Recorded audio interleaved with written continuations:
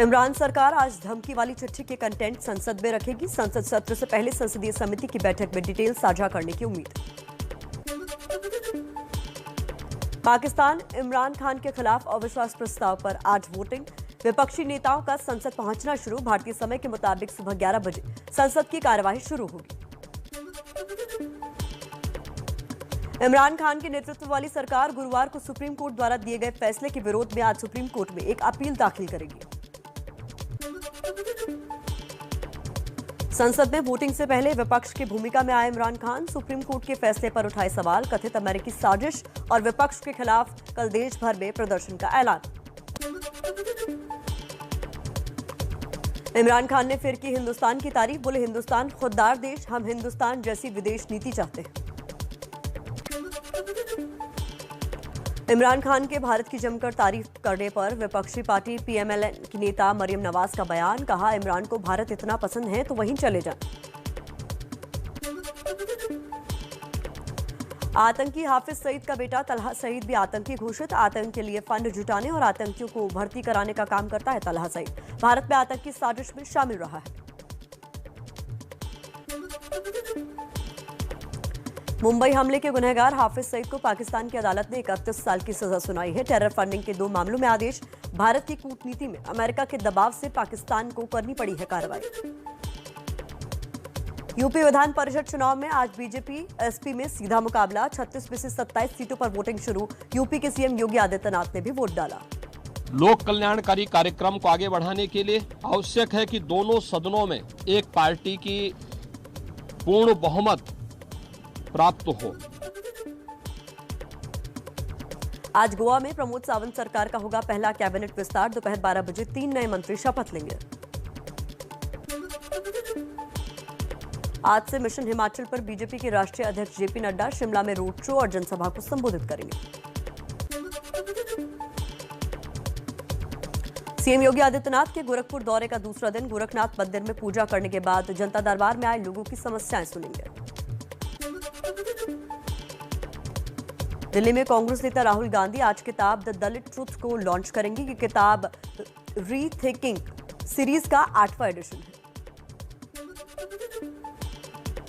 कांग्रेस सांसद राहुल गांधी ने महंगाई और बेरोजगारी को लेकर सरकार पर हमला बोला। कहा, बीजेपी नफरत फैलाती है और नफरत फैलाकर अर्थव्यवस्था सुधारी नहीं जा सकती।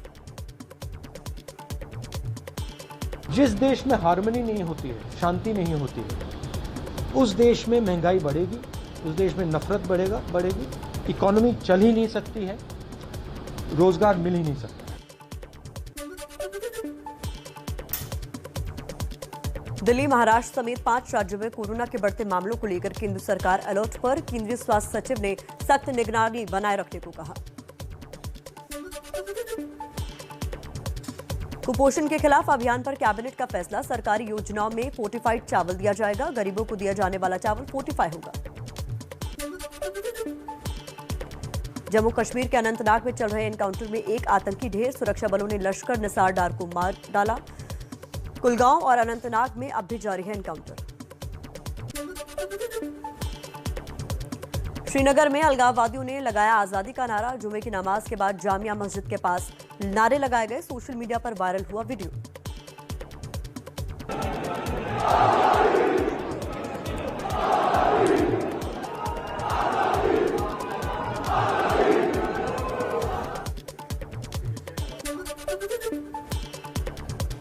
दिल्ली के आजाद मार्केट इलाके में तकिया वाली मस्जिद के पास दुकानों में आज सुबह लगी आग। दमकल की 19 गाड़ियां आग बुझाने में जुटी हैं।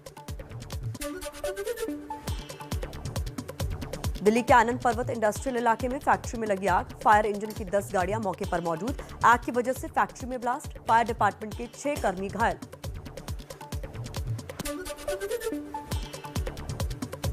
यूपी के हरदोई में कबाड़ के गोदाम में लगी भीषण आग। आग लगने से लाखों का सामान जलकर खाक हुआ। कड़ी मशक्कत के बाद आग पर काबू पाया गया। हिमाचल में गर्मी के साथ सूखे जैसे हालात। मार्च महीने में कम बारिश होने की वजह से स्थिति खराब। मौसम विभाग के मुताबिक 14 साल में पहली बार इतनी कम बारिश हुई है। दिल्ली में गर्मी का 12 साल का रिकॉर्ड टूटा। अप्रैल के पहले हफ्ते में पारा 40 के पार। प्रदूषण का स्तर भी खराब। लू और गर्मी से फिलहाल राहत मिलने के आसार नहीं। यूपी के सीतापुर में महंत बजरंग मुनि ने महिलाओं पर विवादित बयान दिया था, जिसके बाद उसने माफी मांगी। बयान दर्ज होने के बाद यूपी के हापुड़ में हॉरर किलिंग केस में 3 सगे भाइयों समेत मां को अदालत ने सुनाई आजीवन कारावास की सजा। परिवार ने 2014 में बेटी और उसके प्रेमी की हत्या कर दी थी।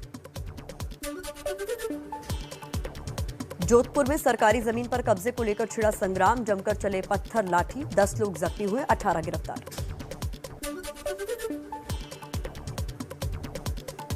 गोंडा में आसाराम के आश्रम में लड़की का शव मिलने के मामले में नया खुलासा। पोस्टमार्टम रिपोर्ट में शरीर पर नहीं मिले चोट के निशान। अब विस्टा रिपोर्ट का इंतजार। कानपुर में सेंट्रल बैंक के लॉकर से जेवरात गायब होने का मामला। बैंक मैनेजर और कर्मचारियों समेत 3 लोगों से पुलिस ने पूछताछ की।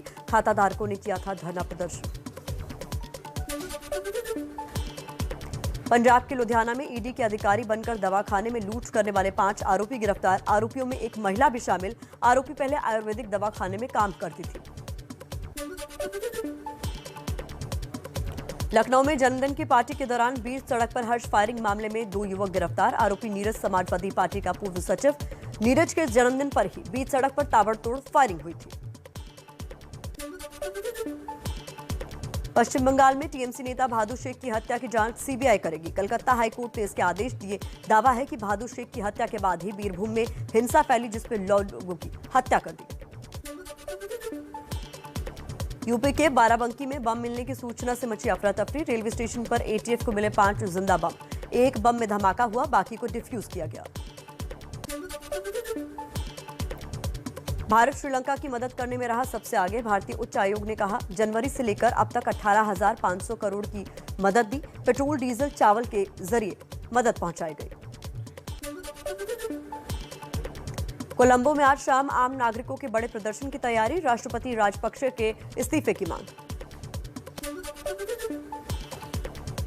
श्रीलंका में सरकार के खिलाफ नहीं थम रहा लोगों का गुस्सा। बीती रात कोलंबो के ऐतिहासिक इंडिपेंडेंस स्क्वायर पर युवाओं ने प्रदर्शन किया। देश के मौजूदा हालातों पर चर्चा की। रूस यूक्रेन युद्ध के बीच भारत और अमेरिका के बीच अगले हफ्ते होगी 2+2 मीटिंग। 11 से 14 अप्रैल के बीच होने वाली इस बैठक के लिए भारत के रक्षा मंत्री राजनाथ सिंह और विदेश मंत्री एस जयशंकर अमेरिका जाएंगे। शिवसेना सांसद संजय राउत ने कहा, मुंबई को महाराष्ट्र से अलग कर केंद्र शासित प्रदेश बनाना चाहती है मोदी सरकार। राउत का दावा, दिल्ली में अंदर खाने मीटिंग चल रही है। संजय राउत ने बीजेपी पर लगाया भ्रष्टाचार का आरोप। कहा, आईएनएस विक्रांत में भ्रष्टाचार का मुद्दा संसद में उठाएंगे। किरीट सोमैया ने ये पूरा पैसा जमा किया है शिव विक्रांत के नाम पर, और उनके बेटे ने पूरे देश भर से करोड़ों रुपया है। वो पैसा पीएमसी बैंक के माध्यम से उसका मनी लॉन्ड्रिंग हुआ है। आईएनएस विक्रांत फंड केस को लेकर आज मुंबई पुलिस ने किरीट सोमैया और उनके बेटे नील सोमैया को तलब किया। 57 करोड़ रुपए की हेराफेरी के मामले में आज होगी पूछताछ।